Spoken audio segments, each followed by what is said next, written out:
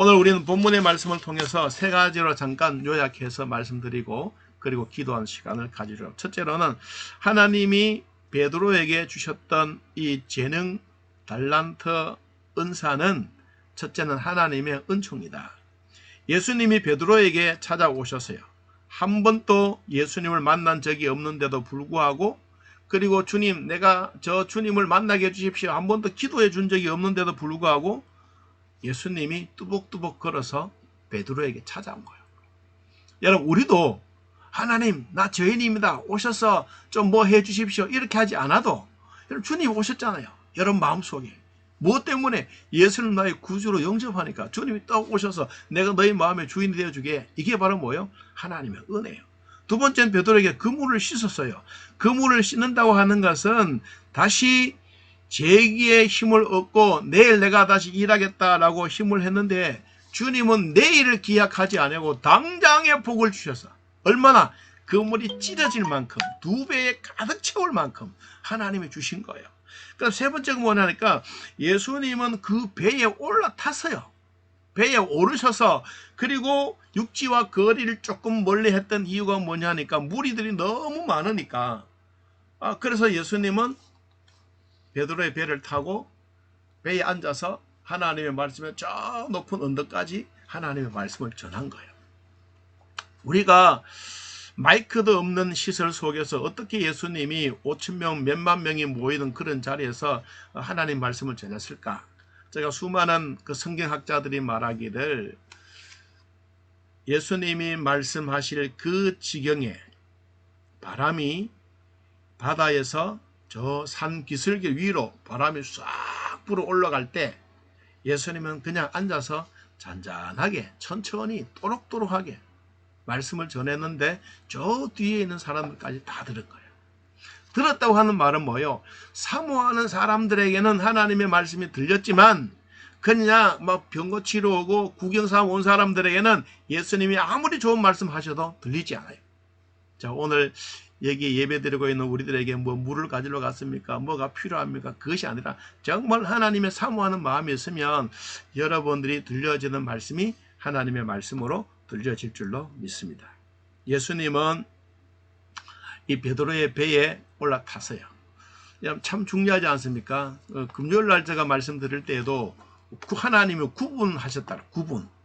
성도들에게 구별이라고 하는 것을 주셨는데 이스라엘 백성들에게 흑암의 권세, 흑암의 사망의 권세 속에서도 이스라엘 백성들은 한 사람도 죽지 않았어요. 그것이 바로 뭐였어요? 하나님이 지켜주셨던 어린 양 예수 그리스도의 보혈의 피로 말미암아 그들이 다 살았어요. 자, 오늘도 우리는 예수 그리스도를 말미암아 구속곧 죄 사함을 받았으니 오늘도 성령의 은혜가 우리 모두에게 임하기를 축복합니다. 자, 두 번째, 하나님이 이들에게 예수님에게 찾아오셨는데 예수님이 그 말씀을 베드로에게 하심으로 두 번째는 베드로가 순종했던 것을 봅니다. 여러분, 아무리 베드로가 유능한 어부라고 할지라도 예수님의 말씀에 듣지 않고 예수님과 상관이 없는 사람이라면 에이, 뭐 밤새도록 했는데 내가 고기 잡지 못했다 그러면서 안 갈 수도 있어요. 그런데도 말씀에 순종했다 그러세요. 여러분, 모세도 그랬습니다. 지팡이 하나만 들고 바로왕 앞에 대결하기 위해서 가라고 명령했어요. 그럴 때는 모세는 그 명령을 듣고 하나님의 말씀대로 가서 순종했어요.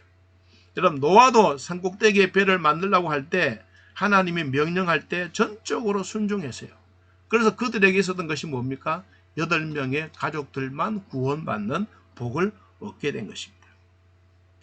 깊은 데로 가서 그물을 내려서 고기를 잡으라라고 했을 때 그 결과는 그물이 찢어질 만큼 잡았고, 그리고 평생의 고기를 잡으면서 2배에 가득 채워보지 못했던 이 기적적인 일을 그들이 한 거예요. 순종의 결과죠.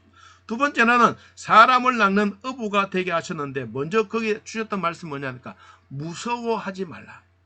세상을 무서워하지 말라.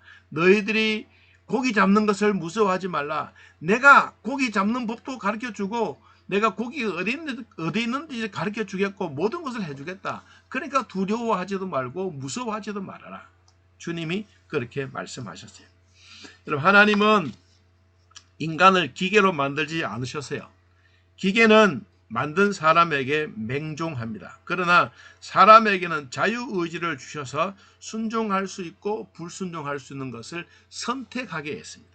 어떻게 선택하게 하셨느냐 하니까 신명기 11장 26절 말씀에 보니까 내가 오늘날 복과 저주를 너희 앞에 두겠다.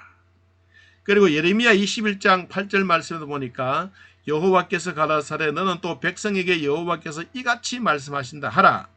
보라 내가 너희 앞에 생명의 길과 사망의 길을 두었다. 또 신명기 11장 12절 말씀 보니까 여호와의 눈이 항상 그 위에 있다. 여러분 우리가 축복받고 저주받는 것은 하나님의 성령의 불길로 우리를 인도해 주셨을 때 우리는 항상 축복의 대상입니다. 여러분 축복과 저주를 이렇게 놓아놓고 어느 것을 선택하라고 하면 여러분은 뭘 선택하시겠어요? 여러분 다 마음에 축복이라고 말하지 않습니까? 자, 오늘 우리가 어려운 상황 속에서도 예배 드릴 수 있다는 거 이거 축복으로 기억하고 여러분 가정에 하나님이 주셨던 축복이 있기를 바랍니다. 자, 세 번째는 하나님이 이러한 일을 통해서 뭘 주시냐? 성령을 받게 했어요. 성령. 재능을 묻어두고 죽지 않으려고 하면 성령을 받아야 돼요. 그럼 하나님의 은총이 필요한 사람, 우리의 본인의 결단도 중요하고 성령의 체험은 더욱 중요한 것입니다. 여러분 베드로는 하나님의 은혜를 받았어요. 그리고 순종을 했어요. 그러나 예수님이 하늘로 올라가실 때 그 말씀까지 순종했어요. 자, 오늘 우리 이 말씀을 한번 보겠습니다. 사도행전 1장을 여러분 한번 찾아보겠습니다. 사도행전 1장 4절 5절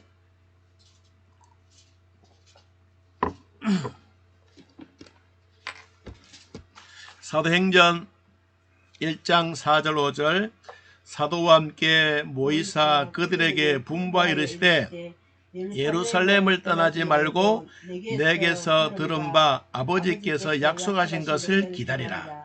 요한은 물로 세례를 베풀었으나 너희는 몇 날이 못되어 성령으로 세례를 받으리라 하셨느니라. 아멘. 여러분 베드로에게 고기 잡는 것만 다 준 게 아니에요. 그 다음 단계 준 게 뭐예요? 사람을 낚는 어부가 되게 하기 위해서 하나님이 그 뒤에 덧붙여 주신 게 바로 뭐냐니까 성령이에요. 성령. 그는 성령의 세례를 받고 성령의 인치심을 받고 감옥에 들어가든 어딜 가든 예수님의 부활을 열심히 전했어요. 그 예수 그리스도를 전했던 이 베드로에게는 뭐 공직자들이 누구나 어떤 사람들이 막 공갈하고 협박하더라도 이들에게는 경고의 말을 두려워하지 않았어요. 여러분 사도행전 4장 17절 말씀 보니까 이것이 민간에게 더 퍼지지 못하게 그들을 위협하여 이후에는 그 이름이 아무에게도 말하지 말게 하자고 그들을 불러 경고하여 도무지 예수의 이름으로 말하지 말고 가르치지도 말하니 베드로와 요한이 대답합니다. 하나님 앞에서 너희의 말을 듣는 것이 하나님 말씀 듣는 것보다 옳은가 판단해라. 그래서 베드로는 우리가 보고 들은 것을 말하지 아니할 수 없다. 오히려 더 강하게 콱 외쳤어요. 그게 바로 뭡니까? 성령의 은혜를 받은 것. 성령의 체험한 것. 성령의 세례를 받는 것. 이것보다 얼마나 더 위대한 일이 없지 않습니까? 사랑하는 성도 여러분, 오늘 우리도 하나님 말씀 앞에 마지막까지 순종하면서 하나님의 주셨던 성령 내 안에 체험되어지는 일이 있기를 바랍니다. 여러분 몸 안에 성령이 계심으로 성령의 감동이 됨으로 내 안에 암도 확 먹여버리고 그리고 몸이 아팠던 뼈도 깨끗하게 치료되어지고 또 실핏줄 하나까지 주님이 그 속에 다 들어가서 깨끗하게 청소해서 옛날보다 더 활기 넘치는 이런 축복이 있기를 바랍니다. 하나님이 주셨던 은혜를 늘 우리 마음에 기억하면서 한 가지 예화를 들고 마치겠습니다. 공산혁명을 일으켰던 스탈린 외동딸 이름이 스베틀라나인데 이 사람은 1967년을 세계를 깜짝하게 놀랐던 사건이 하나 있습니다. 그는 1967년 미국으로 망명했던 날입니다. 그는 10대의 영어 잡지를 통해서 6세 때 엄마를 잃었어요. 엄마는 자살했던 충격을 받고 유대계의 이 시나리오 작가와 첫사랑을 맺었는데 아버지가 스탈린이 자꾸 반대에 부딪혀서 결국은 아버지와 갈등이 너무 심하게 된 것입니다. 그래서 스탈린은 딸과 사귀고 있는 시나리오 쓰고 있는 엘렉세이를 여러 번 총살하려고 했지만 딸이 충격을 받을까봐 오히려 강제 수용소에 집어넣고 이 사랑하는 첫사랑 이 사람을 생명을 강제 수용소에서 죽게 만들었어요. 그러는데 1967년 남편이라고 부를 만큼 인도에 친구가 있었는데 이 친구 장례식에 참석을 했습니다. 그는 친구 장례식에 참석을 해서 출국 허가를 받고 인도에 가서 곧바로 정치적 망명을 선언했습니다.